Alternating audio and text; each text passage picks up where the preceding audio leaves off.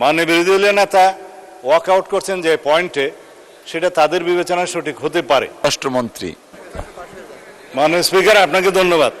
For record, মাননীয় বিরোধী দলীয় নেতা ওয়াকআউট করছেন যে পয়েন্টে, সেটা তাদের বিবেচনায় সঠিক হতে পারে। তবে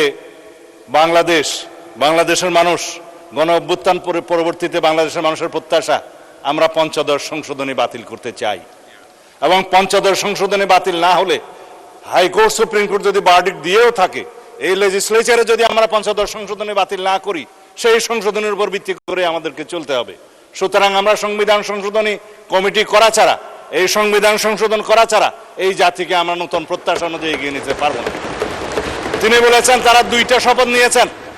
মাননীয় স্পিকার, 2টা শপথ দিলে প্রথম শপথ তো অবৈধ হয়ে যায়।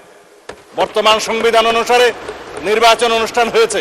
বর্তমান সংবিধান অনুসারে এই জাতীয় সংসদের অধিবেশন আহ্বান করেছে মহামান্য রাষ্ট্রপতি। সেই সংবিধান অনুযায়ী এইখানে জাতীয় সংসদ বৈঠক অনুষ্ঠিত হয়েছে এবং সেই সংবিধান অনুযায়ী এখানে রাষ্ট্রপতির ভাষণ হয়েছে এবং সেই ভাষণের উপরে তারাও আলোচনা করেছেন, আমরাও আলোচনা করেছি। মাননীয় স্পিকার, এখনো পর্যন্ত সাংবিধানিক নিয়ম অনুসারে সেই ধারাবাহিকতায় এই জাতীয় সংসদের প্রত্যেকটা অধিবেশন, প্রত্যেকটা বৈঠক পরিচালিত হচ্ছে। সুতরাং তারা যদি বলে থাকে তারা 2টা শপথ নিয়েছে, আর একটা শপথ আমরা তো নেইনি মাননীয় স্পিকার, তারা শপথ নিয়েছে সংবিধান সংস্কার পরিষদের সদস্য হিসেবে। কোথায় আছে সংবিধান সংস্কার পরিষদের সদস্য হিসেবে শপথ নিতে পারবে? সেটা অসাংবিধানিক।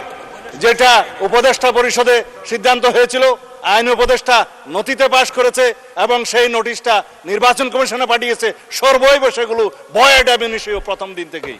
এবং সেই আর্টিকেল 148 অনুসারে, তফসিল তিথি অনুসারে সেখানে যে একটা ফর্ম ব্লু পেপারে ছাপিয়ে দেওয়া হলো যে সংসদ সদস্যগণ আবার আরেকটি শপথ নেবেন সংবিধান সংস্কার পরিষদের সদস্য হিসেবে, সেটা ফুল নাল অ্যান্ড ভয়েড। এটা কোনো আনকনস্টিটিউশনাল, সে কোথাও নাই। এবং তার উপর ভিত্তি করে তিনি যে বক্তব্য দিলেন, গণভোটের গণরায় অনুসারে আমরা গণভোটকে সম্মান দিতে চাই। অবশ্যই গণভোটের গণরায়কে যদি সম্মান দিতে হয়, এই সংবিধানকে সংশোধন করতে হবে। এবং তারপরে যদি সবাই মিলে রাজি হয় যে সংবিধান সংস্কার পরিষদ গঠন হবে, তখন যে সংবিধান সংস্কার পরিষদের সদস্য হিসেবে শপথ নিতে পারবে, তখন সেটা হবে। এখন তো সেটা হয়নি মাননীয় স্পিকার। আগে সংবিধান সংশোধন হতে হবে সমঝোতার ভিত্তিতে। সেই সংবিধানে যদি সংস্কার পরিষদের কোনো বিধান সংযুক্ত করতে হয়, সেই আলোচনাও তাদেরকে সেই সংবিধান সংশোধন কমিটিতে এসে করতে হবে। তারপরে আলাপ আলোচনার ভিত্তিতে আমরা যে সংশোধিত সংবিধান পাবো, সেই সংবিধান অনুসারে আমরা এগিয়ে যাব। এখন যদি কেউ বলে যে গণভোট হয়েছে, কিসের উপর হয়েছে মাননীয় স্পিকার? গণভোটের যে আদেশ, সেটাকে আমরা নাম দিয়েছি জুলাই আদেশ। যেই আদেশটা প্রথম দিন থেকে এখতিয়ার বহির্ভূত, এটা fraud on the constitution, colourable legislation. এই জুলাই জাতীয় সনদ বাস্তবায়ন সংস্কার আদেশ নামে যেটা করা হয়েছে, রাষ্ট্রপতি যেটা করতে পারেন না, সেটা তো কোনো রাজনৈতিক সমঝোতা ছিল না। জুলাই জাতীয় সনদের কোথাও সেটা সমঝোতা হয়নি। তারাও স্বাক্ষর করেছেন, সেখানে আমরাও স্বাক্ষর করেছি। তাহলে এই যে জাতীয় সনদ আদেশ যেটা করলো, সেই যে অর্ডারের উপরে গণভোট অনুষ্ঠিত হলো, তার উপর ভিত্তি করে তারা যে চলতে চাচ্ছে, তাহলে দেশে যে মানুষ আমাদের ম্যানিফেস্টোর উপরে, 31 দফার উপরে এবং নির্বাচন কমিশনের ডিক্লারকৃত নির্বাচনের উপরে আমাদেরকে যে জনগণ ভোট দিল, 51% ভোট দিয়ে এখানে সার্বভৌম পার্লামেন্টে আমাদেরকে পাঠিয়েছিল, সেই পার্লামেন্টের এখতিয়ার কি? এটা ইউনিটারি ইন্ডিপেন্ডেন্ট স্টেট হিসাবে, একটা ইন্ডিপেন্ডেন্ট স্টেট হিসাবে আমরা একটা ইউনিটারি কান্ট্রিতে আছি। সেখানে একটা সংসদ থাকবে, আর্টিকেল 65-এ বলা আছে। সেই সংশোধনে আইন প্রণয়নের ক্ষমতা আছে, সংশোধন করার ক্ষমতা আছে। সেই ক্ষমতা হিসাবে জাতীয় সংসদ সদস্যগণ এই সংবিধানে সংশোধনী দিবে। সেই এখতিয়ার তো সার্বভৌম জনগণ আমাদেরকে দিয়েছে, আর্টিকেল 7 অনুসারে দিয়েছে। এখন যদি বলা হয় গণভোট কি তার উপরে? অবশ্যই তার উপরে না। আমরা সাংবিধানিকভাবে সাংবিধানিক ভোটে জাতীয় সংসদের সদস্য নির্বাচিত হয়েছি সার্বভৌম জনগণ কর্তৃক, এখানে আইন এবং সংবিধান প্রণয়ন করার, সংশোধন করার জন্য। গণভোটে কি হয়েছে? জুলাই জাতীয় সনদে যেটা সমঝোতা হয়েছে, 4 খান প্রশ্নের মধ্যে 3.5 খান আমরা মানি, আর আধা খান যে কোশ্চেন, সেই কোশ্চেন তো সংবিধানের উপর হাত দিয়েছে একটা অবৈধ আদেশ প্রণয়নের মধ্যে দিয়ে। সেটা তো void ab initio, it is now pending with the judiciary. তারা কি বলে দেখি।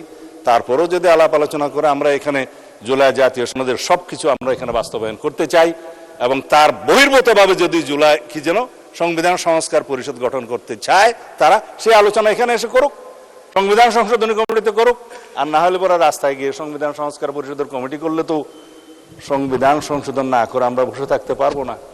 আর সংবিধান যদি সংশোধন আমরা না করি তাহলে এই জাতি তো শেখ হাসিনা প্রদত্ত পঞ্চদশ সংশোধনী নিয়েই চলতে থাকবে। আমরা কি তা চাই? আমরা অবিলম্বে ইনশাআল্লাহ এই সংবিধান সংশোধনী কমিটি গঠন করা হয়েছে, আমরা বৈঠক করব এবং এই জাতির শ্রেষ্ঠ সন্তানদের সাথে আমরা আলোচনা করব, স্টেক হোল্ডারদের সাথে আলোচনা করব, জুডিশিয়ারির সাথে আলোচনা করব, আইনজীবীদের সাথে আলোচনা করব, সুপ্রিম কোর্ট বার অ্যাসোসিয়েশনের সাথে আলোচনা করব, আমাদের পত্রিকার সমস্ত সম্পাদক এবং ডিজিটাল আর প্রিন্ট মিডিয়ার সমস্ত সম্পাদকদের সাথে আমরা আলোচনা করব, অন্যান্য স্টেক হোল্ডার বুদ্ধিজীবীদের সাথে আলোচনা করব, সংবিধান সংসদ বিশেষজ্ঞদের সাথে আলোচনা করব।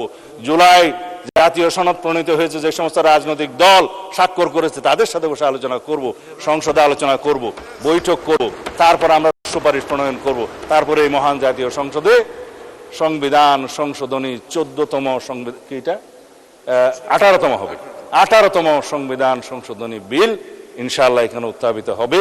আমরা আশা করি বিরোধী দলীয় সদস্যগণ ইমোশনাল রাজনীতি না করে আমরা যাতে সংশোধিত একটি শক্তিশালী সংবিধান সংশোধনী বিল আনতে পারি, সেই জন্য গণতন্ত্রের স্বার্থে তারা সহযোগিতা করবেন। ধন্যবাদ মাননীয় স্পিকার।